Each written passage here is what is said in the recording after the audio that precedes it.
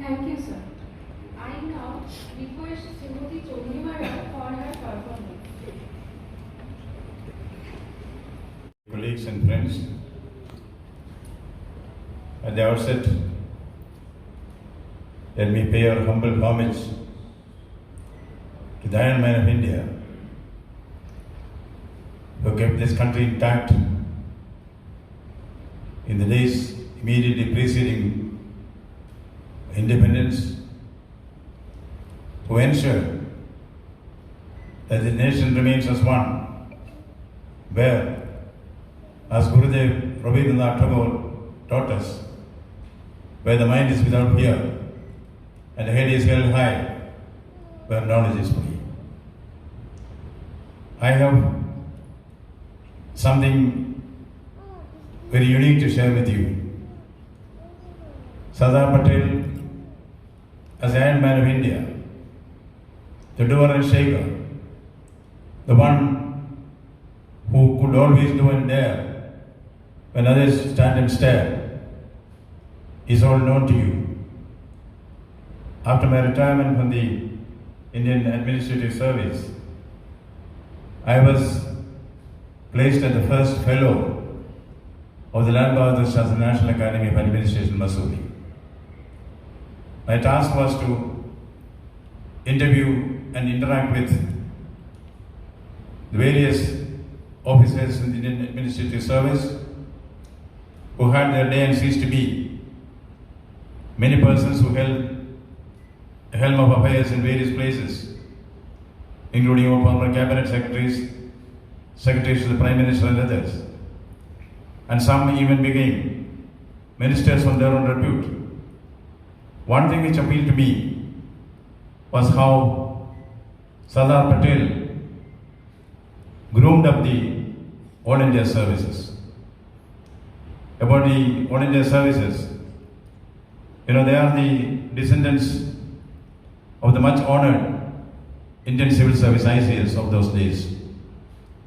When the ICS was created, Macaulay said they will try to take the best and the brightest in the empire, and some of them were.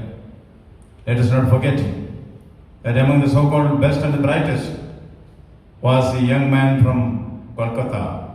His name was Sardar Bose. He got into IAS on his own merit. He threw away the ICS, because he found his nation is bigger than his career. That also happened here. I remember when the young Netaji, as an ICS officer, came to call on the Governor General, as was customary in those days, as is customary even now, to call on your superiors. He had a folded umbrella in his hand. That was a mark of a young Bengali. They said, you can enter the portals of the Rajbhavan, this Rajbhavan, but we will not allow you to carry the folded umbrella. Netaji said, this folded umbrella is a symbol of the self-esteem of a Bengali youth. If I cannot enter the portals without the umbrella, I do not want to enter it. This is the building in which it took place. Those portals, the grand portico as they call it, has now been renamed as Netaji Bose Portico. And here, this is called a throne room. No, it is not the throne room. The throne was overthrown by none other than leaders like Sardar Vallabhbhai Patel. We are going to change the name of this room as Sardar Patel EKTA. This room will never be throne room or throne room. This will be known as Sardar Patel EKTA, Sardar Patel Unity Room. Now, coming to first person singular, I had the good fortune to interact with some of my senior colleagues who were in the first batch of the Indian Administrative Service. As I said, they are descendants of the Indian Civil Service. Of the Indian Civil Service, it is said, before they were sent to India as an ICS officer, the ICS officers were taught two golden rules by the British. Rule 1, an ICS officer is always right. Rule 2, if an ICS officer goes wrong, Rule 1 will apply. Even today, their descendants in the Indian IAS or the IPS, some of them at least, try to be like the ICS. That is, believing that or making others believe an IAS officer is always right. If he is found wrong, Rule 1 will apply. That has to change. That changed. Sardar Patel was very clear about that. The Sardar was asked, these ICS officers, they are the ones who issued the arrest warrants against you and the national leaders. We should teach them a lesson. Sardar Patel, with his farsightedness and magnanimity, he replied, we should not teach them a lesson, we should learn a lesson from them. He said, if they can keep the Raj together, they can also be the dispensers of Swaraj. As Gurudev said, dispensers of India's destiny, Bharat Bhagya Vidhana. That is how the All India Service was created by Sardar Vallabhbhai Patel. And every day, every evening, the Iron Man, the Home Minister of India, he would go to the probationers, spend time with them. At that time, the IAS Academy was called IAS School, IAS Training School. The school was located not in Missouri as it is there now. The school was located on the beautiful banks of the Yamuna in New Delhi, the Metcalf House. He would visit the Metcalf House almost every evening to share with the youngsters what his thoughts and dreams were about the free India. He told them only two things. We will give you power, wealth, creature comforts, everything will give you. But the nation demands only two things from you, the All India Service officers. Number one, you should be gentle to the place, something which the IAS and IPS officers, the All India Service officers have to do some introspection.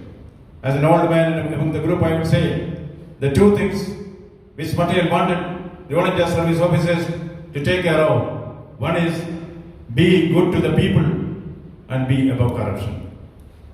Is it the case now? I would say with a lot of regrets that there has been a slowdown in those two issues. There should never be felt the person, an ordinary man who comes to the government office, if he still feels he is like Abhimanyu in Chakravyuha. Who is responsible for this? The IAS and IPS and All India Service officers who still believe they are in the world of ICS. They are responsible for this. This kind of neo-feudalism has to change. Our first duty is to the people. Our second duty is to the people. Our third duty is to the people. As Gurudev said, people are Bharat Bhagya Vidhata, dispensers of India's destiny, not the officers. I think on this day, when we are remembering the valiant son of India, this is something which all of us have to take ourselves. Yes, we know between us and some other countries which became independent, in India, we have an army for the state. In the name of some neighboring countries, they have a state for the army. This has not come here because the great democratic traditions which have been enshrined in our mind by great leaders like Sardar Vallabhbhai Patel. What is in one sentence that the great Sardar has contributed to India? Sardar has contributed to India. He made every man feel, I belong not to the north or the south or the east or the west. I belong to the whole of India and the whole of India belongs to me. That is the message which the great Sardar has taught us. We have nothing to give him in return. As I said, this room, throne room, which of course is a throne room in democracy, will now be called Sardar Patel Unity Hall or EKTA Cash. Number two, to study the work and teachings and the deeds of Sardar Vallabhbhai Patel and to do authentic research into that. RAJBHAVAN will constitute a Sardar Patel chair which will be powered or propelled by the Kolkata University. On your behalf, on behalf of the millions and millions who adore Sardar Patel, who gave India a soul, he had an iron fist in velvet clothes. That is what democracy needs now. India is a great country. We should assert we are a great country.